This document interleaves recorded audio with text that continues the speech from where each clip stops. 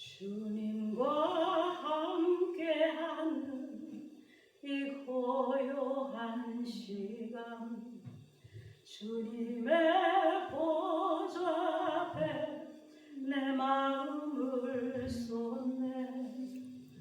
모든 것 아시는 주님께 감출 것 없네. 내 맘과 정성 다해 주 바라나이다. 온 맘 다해 사랑합니다. 온 맘 다해 주 알기 원하네. 내 모든 삶 당신 것이니 주만 섬기리. 온 맘 다해 나 염려하잖아도 내 쓸 것 아시.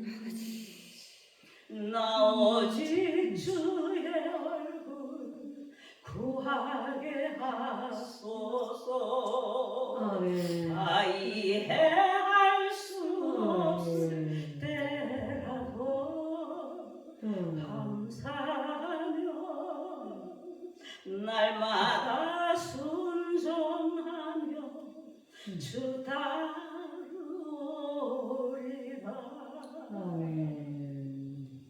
온 맘 다해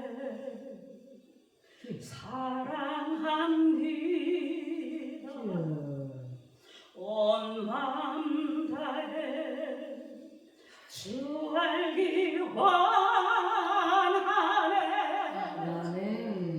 내 모든 삶 당신 것이니 주만 섬기리. 온 맘 다해. 아멘.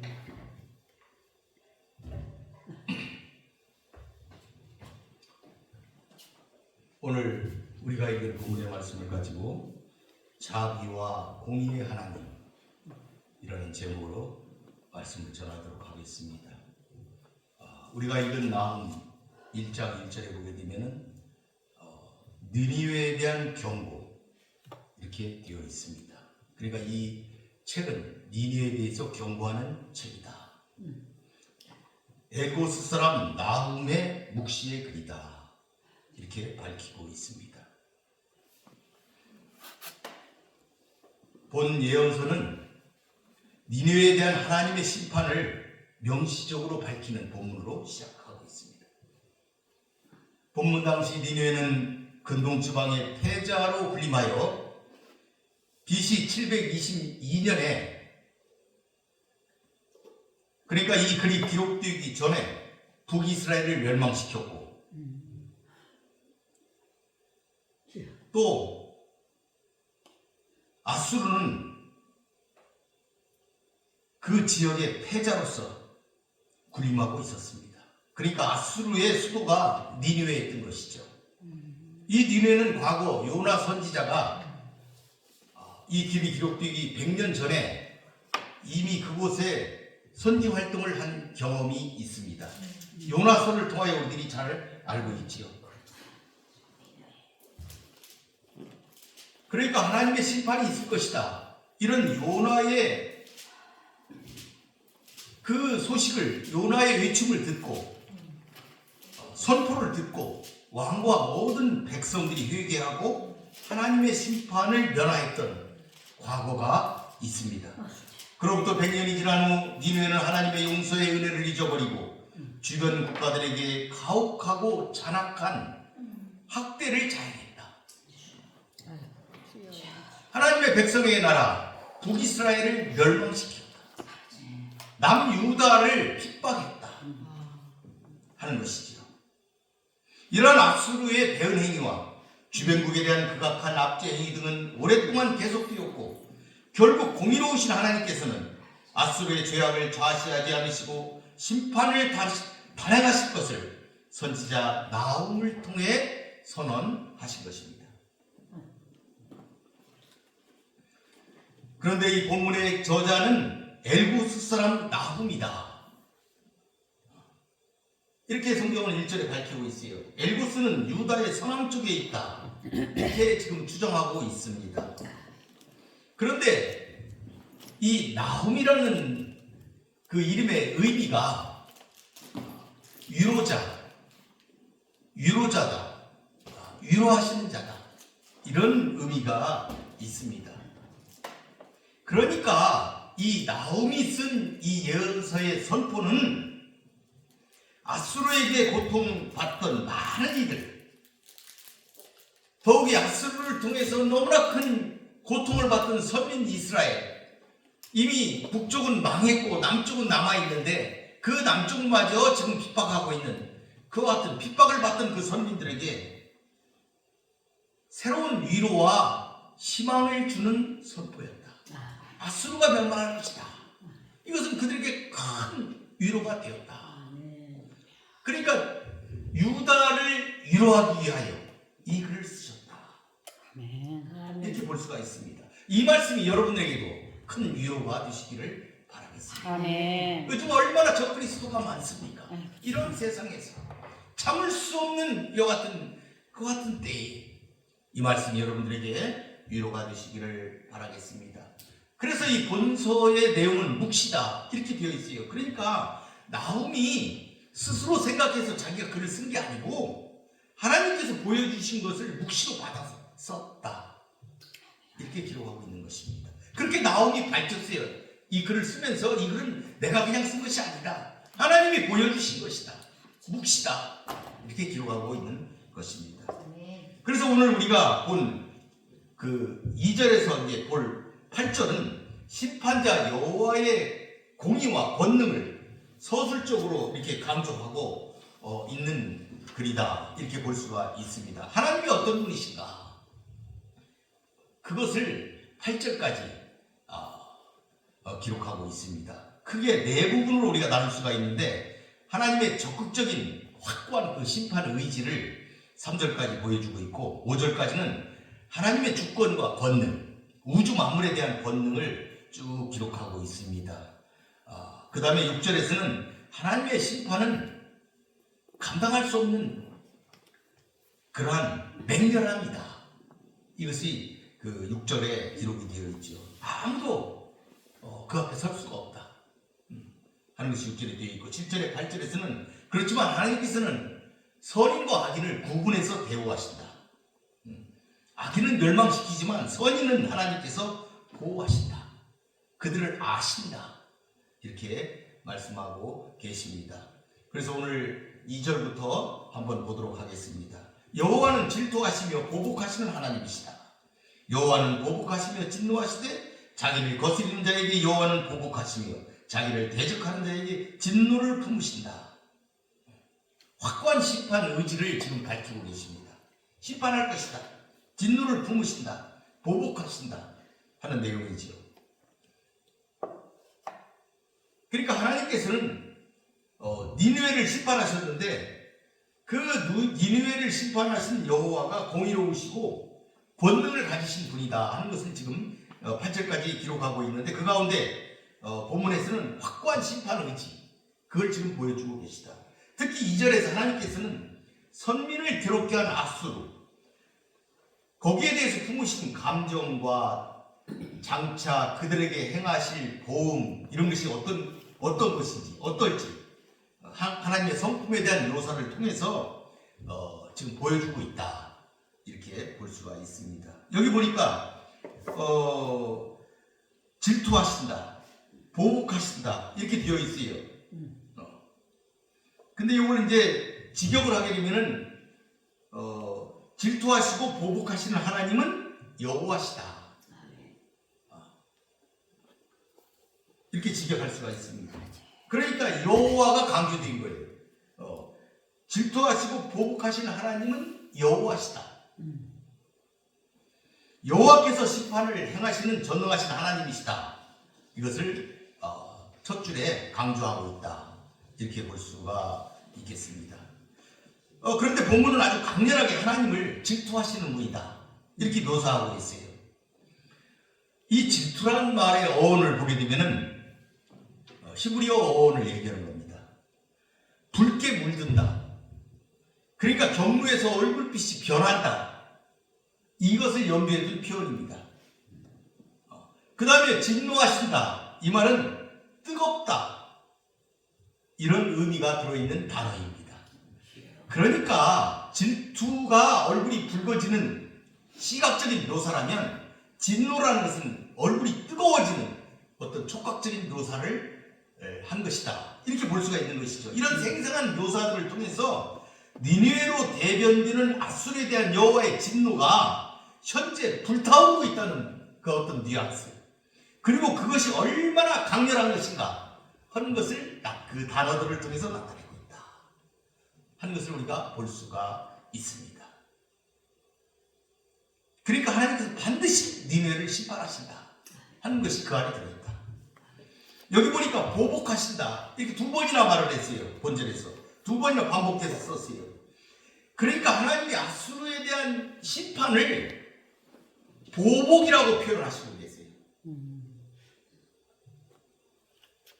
아수르가 선민을 침공해서 저질렀던 그 죄악, 가혹하고 잔혹한 그 행위들, 이와 같은 것들을 염두에 둔 것이다. 이렇게 볼 수가 있는 것이죠. 그러니까 하나님께서 악한 자들을 징벌을 하시는데 그것이 보복이다 이 말이에요.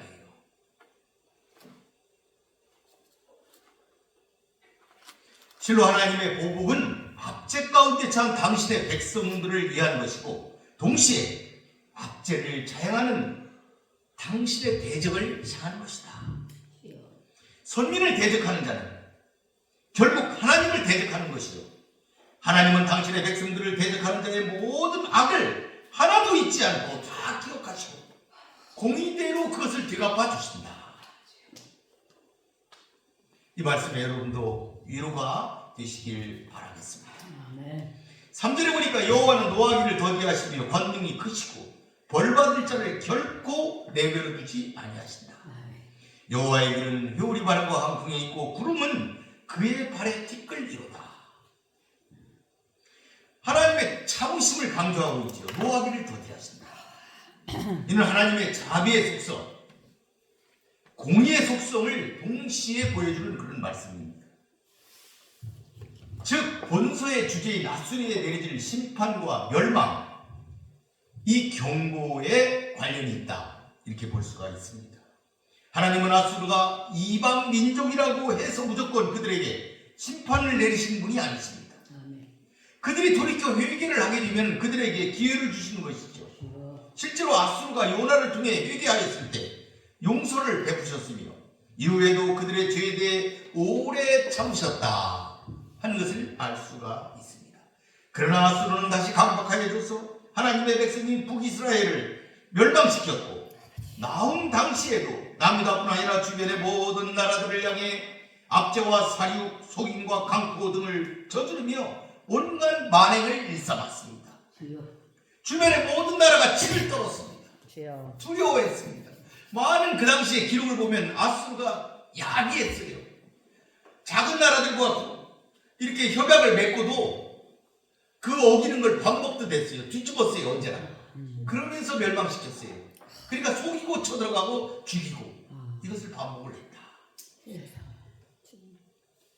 그러므로 하나님의 진노와 심판에 관한 내용의 서론에 해당하는 본절에 이러한 하나님의 성품, 즉 노하기를 더디하심을 언급하는 것은 그들에 대한 심판을 연기하실 것임을 나타낸 것이 아니고 그들에 대한 하나님의 심판의 정당성, 필연성, 이것을 강조하기 위해서 하나님의 성품, 노하기를 더디하신다. 이걸 이렇게 기록했다. 이렇게 우리가 생각할 수가 있겠습니다. 본문에서 하나님의 권능이 크시다 하는 것과 함께 하나님께서는 결코 죄인을 용서하지 않으시는 분이다, 이런 사실이 같이 언급되고 있어요. 즉 하나님께서는 어떤 일이 있더라도 결코 용서하지 않을 것이라는 하나님의 성품을 묘사하고 있는 것이지요. 주여. 물론 진정으로 용서를 구하면 누구든지 용서를 받을 수는 있습니다. 주여. 그렇지만 마음이 강팍하게 되어 하나님을 두려워하지 않고 대적하며 자신의 죄를 뉘우치지 않는 니느웨 같은 그런 경우에는 용서가 아니라 오직 무서운 심판만이 임하게 되는 것입니다. 아멘. 본문의 묘사처럼 인간이 닿을 수 없는 하늘의 높은 구름이라 할지라도 높은 아수르라 할지라도 하나님의 심판의 바람에는 티끌처럼 사라진다. 하나님께서 심판을 단행하시는 그들이 흔적조차 찾지 못할 만큼 철저히 파멸당하고 완전히 끝장날 것임을 본문은 기록하고 있는 것이다. 주여. 이렇게 볼 수가 있습니다. 4절에 보니까 그는 바다를 꾸짖어 그것을 말리시며 모든 강을 말리시나니 바산과 갈멜이 쇠하며 레바논의 꽃이 시드는도다. 본절은 광대한 자연을 다스리시는 하나님의 면모를 강조하는 내용입니다. 이러한 본문의 묘사는 사람이 살아가는 세상 그리고 이 세상 나라가 하나님의 절대 주권 아래에 있음을 나타내는 표현이다. 이렇게 볼 수가 있습니다. 앞선 3절에서 구름이 하나님의 통치 대상으로 언급되는데 이어서 본문에서는 바다가 언급되고 있습니다. 그러한 바다를 꾸짖어 말리신다는 것. 그것은 앞선 하늘의 구름을 짓밟는다는 표현과 마찬가지로 그분의 무한한 능력과 권세를 강조한다. 이렇게 볼 수가 있습니다. 그리고 바다는 구름과 함께 언급됨으로써 인간이 생각할 수 있는 하늘 가장 높은 것 그리고 가장 낮은 것 그 안에 있는 모든 세계가 다 주님의 주권 아래 있음을 나타낸 것으로 볼 수가 있습니다. 여기서 구름으로 대변되는 하늘에 대한 통치권, 바다와 강으로 대변되는 물에 대한 통치권, 그리고 본문의 바산과 갈멜, 레바논으로 대변되는 땅에 대한 통치권, 이 모든 것을 강조하는 표현들이다. 이렇게 우리가 볼 수가 있습니다. 이를 통하여 하나님의 전 우주적인 통치권과 권능, 하나님의 심판으로 인한 피조 세계의 쇠락과 소멸의 뒷대에서 대적 아수르의 파멸을 생생하게 확고하게 드러내주고 있다. 이렇게 볼 수가 있겠습니다. 5절에 보니까 그로 말미암아 산들이 진동하며 작은 산들이 녹고 그 앞에서는 땅과 세계와 그 가운데 있는 모든 것들이 솟아오르는도다. 이 과거 사람들은 산이 흔들리고 요동하고 진동하면 그야말로 그와 같은 것들을 상상조차 할 수 없는 큰 이변으로 두려움으로 알았습니다. 만약 그러한 일이 있다면 그것은 그 삶의 기반 자체가 흔들리기 때문이었습니다. 그러므로 산들이 진동하고 작은 산들이 녹는다는 이 표현은 심판으로 아수르가 완전히 파괴되고 멸망할 것이다 하는 것을 의미한다. 이렇게 볼 수가 있습니다. 여기 보니까 땅이 솟아오른다 이렇게 표현을 했는데 이것은 그냥 단지 위로 올라오는 정도가 아니고 어느 한 부분이 솟아 올라오고 다른 부분은 밑으로 꺼지는 그러니까 큰 지진과 같은 재앙을 묘사하는 것입니다. 그래서 어떤 성경에서는 번역을 이렇게 했어요. 세상이 그분 앞에서 완전히 붕괴하였다. 이렇게 번역하는 곳도 있습니다. 하나님의 심판은 이렇듯 무섭고 완벽한 것이다. 그래서 우리들이 본문을 통해서 깨달을 수가 있겠습니다. 6절에 보니까 누가 능히 그의 분노 앞에 서면 누가 능히 그의 진노를 감당하랴. 그의 진노가 불처럼 쏟아지니 그로 말미암아 바위들이 깨지는도다. 이 본절은 이 심판이 누구도 감당 못할 정도로 맹렬하다. 그런 것을 강조하고 있습니다. 즉 아무도 분노하시는 하나님 앞에 설 수 없다. 그러므로 그 분노를 초래한 자는 흔들리고 녹아내리는 산과 언덕과 더불어 처참한 심판을 남김없이 다 받아야 할 것이다 하는 의미입니다. 본문은 이러한 진노를 파괴적인 불에 비유하고 그 불이 바위돌을 깨뜨릴 정도로 매우 강한 것이다 이렇게 묘사를 했어요. 여기서 바위돌이라는 것은 작은 바위가 아니고 커다란 바위 절벽을 의미합니다. 비록 아수르 제국이 강한 바위, 그 누구도 깨뜨릴 수 없는 커다란 바위 절벽이지만 하나님의 권능 앞에서는 무너질 것이다. 이것을 묘사하는 것이다. 하나님 앞에 대적자는 없는 것입니다. 마지막 때에는 짐승과 선지자들, 사탄도 붙잡혀 불못에 던져진다는 계시록의 말씀을 우리들이 생각하게 됩니다. 이것을 믿으시기를 바라겠습니다. 7절에 보니까 여호와는 선하시며 환난날의 산성이시라. 그는 자기에게 피하는 자들을 아시느니라. 이제 7절에 이르러서는 심판자 하나님께서 선인과 악인을 구분해서 대하신다는 것, 그걸 지금 이제 기록하고 있는 거예요. 지금까지는 심판하시는 분으로 일관되게 묘사를 했지만 이제 본절부터는 하나님을 선하신 피난처, 구원하시는 분으로 그리고 있습니다. 그럼 왜 이렇게 기록했을까? 첫째는 하나님께서는 우주 만물에 대한 주권과 권능을 가지신 분이시지만 그것을 단지 맹목적으로 분노를 쏟아내는 데 쓰시는 분이 아니다.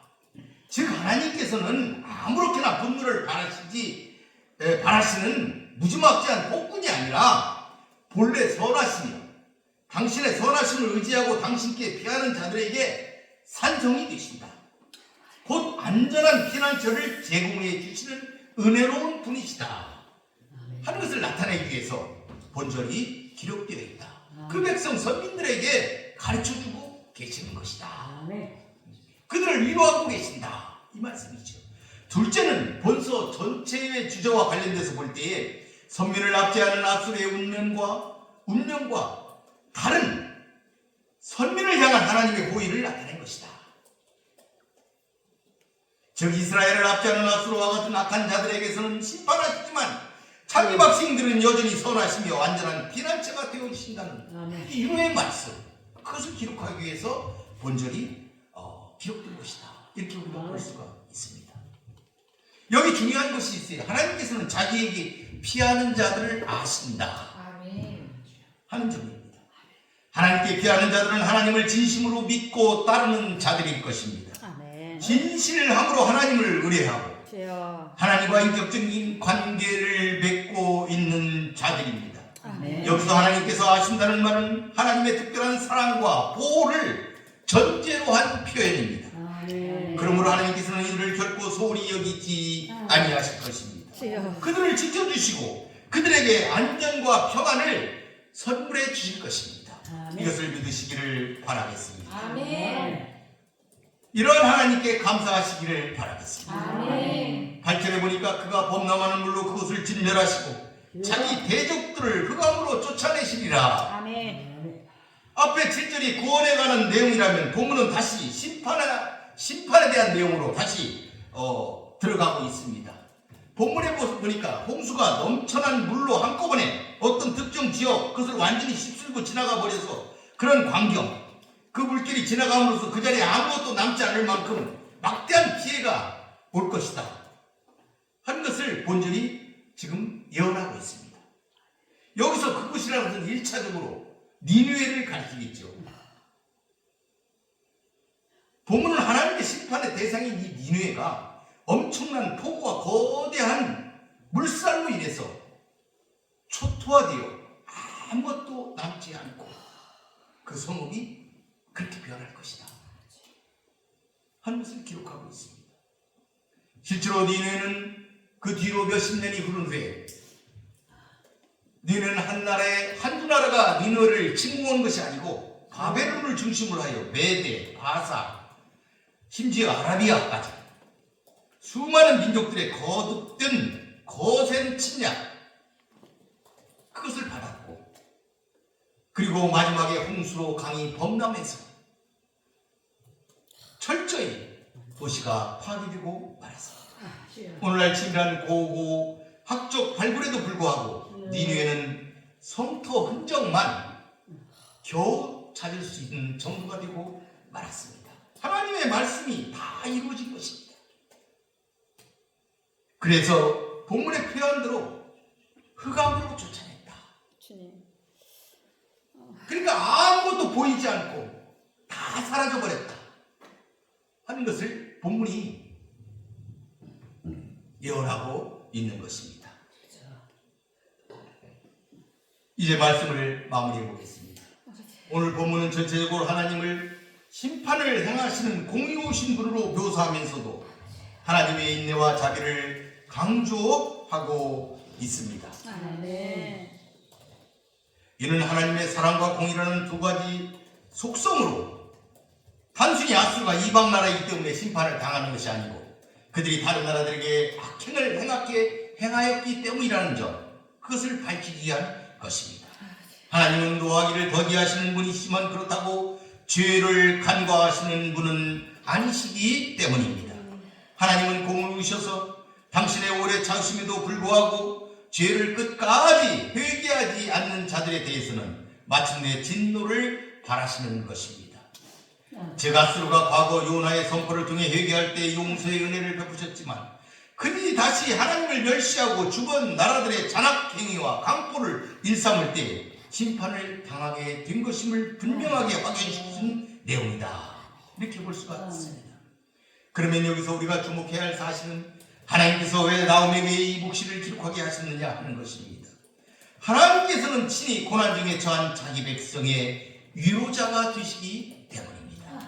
자기 백성을 위로하시려고 말씀을 전했다. 이런 의미입니다.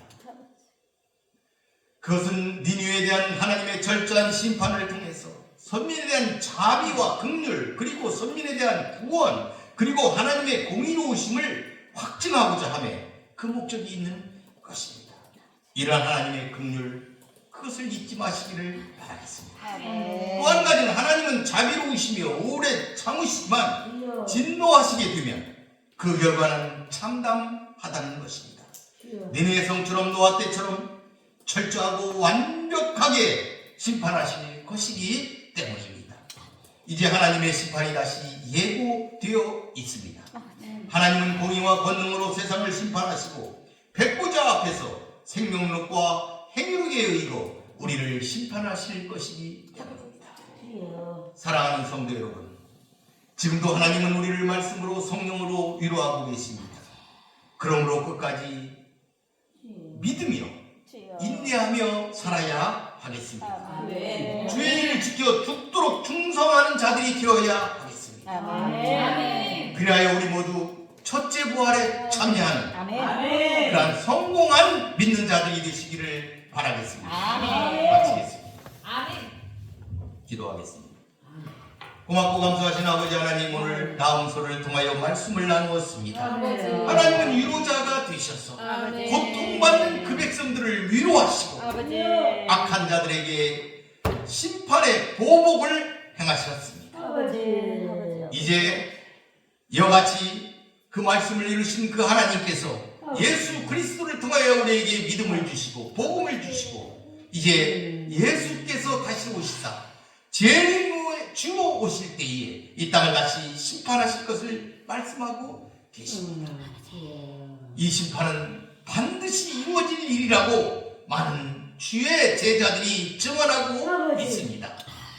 우리가 하나님의 말씀, 우리 주 예수 그리스도의 복음의 말씀을 늘 믿고 지키고 행하여 끝까지 승리하는, 그래서 하나님의 은혜를 얻는 귀한 백성이 될 수 있도록 함께하여 주시옵소서. 아멘. 이제